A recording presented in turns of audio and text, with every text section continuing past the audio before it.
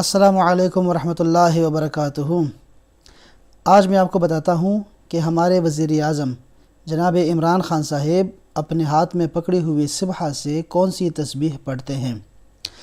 پہلے میں بتا دوں آپ کو، جو ہاتھ میں پکڑتے ہیں اس کو سبحہ یا مصباح بولتے ہیں، اور جو ذکر کرتے ہیں جس میں اللہ تعالیٰ کی پاکی بیان ہوتی ہے اس کو تسبیح بولتے ہیں۔ عمران خان صاحب کیا پڑھتے ہیں اس کے بارے میں تقریباً 2 سال پہلے ایک ویڈیو لیک ہوئی تھی۔ ایک پیر صاحب نے عمران خان صاحب کو کال کی اور اس پہ کال پہ بات کرتے ہوئے ان کو ایک وظیفہ دیا، اور وہ وظیفہ تھا درود شریف کا۔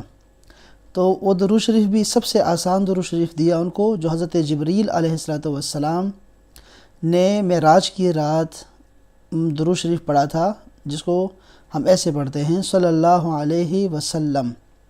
اور پھر جب رسول اللہ صلی اللہ علیہ وسلم نے فرمایا کہ میری آل پہ بھی درود پڑھیں، تو صلی اللہ علیہ وآلہ وسلم یہ درود پڑھنا چاہیے۔ اور عمران خان صاحب اسی کا ورد کرتے ہیں، درود شریف پڑھتے ہیں، اور ہم دیکھتے ہیں کہ ان کی زندگی میں انقلاب آ چکا ہے اسی ذکر کی وجہ سے۔ بعض افراد پارٹی بازی سیاست کی وجہ سے عمران خان صاحب کی تسبیح پر بھی جو ہے ایسی سی باتیں کرتے ہیں جو کہ ان کے ایمان کے لیے بھی اچھی نہیں ہیں۔ میں عمران خان صاحب کی پارٹی سے نہیں ہوں، لیکن میں ان کو پسند کرتا ہوں کہ ایک ایسا آدمی جس نے دنیا دیکھی، عیاشی کی اور خوب پیسہ کمایا، اور دنیا کے ہر جگہ پہنچے وہ، اور دنیا انہوں نے خوب دیکھی، اور پھر وہ پلٹ کر موت سے پہلے اللہ کی طرف لوٹ آیا اور اللہ تعالیٰ کی یاد میں مگن رہنے لگا، رسول اللہ صلی اللہ علیہ وسلم پر درود شریف پڑھنے لگا۔ تو ایسے شخص کو میں ویسے بھی قدر کی نگاہ سے دیکھتا ہوں۔ دنیا میں یا پاکستان میں جو کچھ ہو رہا ہے، عمران خان صاحب اکیلے اس کو ٹھیک نہیں کر سکتے، پوری ٹیم چاہیے ہوتی ہے، یہ سب کو پتہ ہے، کوئی بھی ٹھیک نہیں کر سکتا اکیلے۔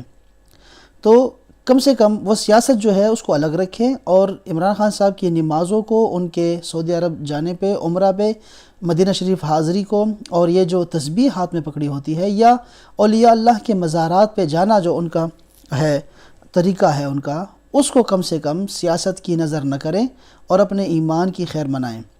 تو میں تو اس کو اچھا جانتا ہوں، چونکہ بنی اسرائیل کے ایک قاتل نے جس نے 100 قتل کیے تھے، توبہ کی، اللہ تعالیٰ نے اسے جنت میں داخل کیا۔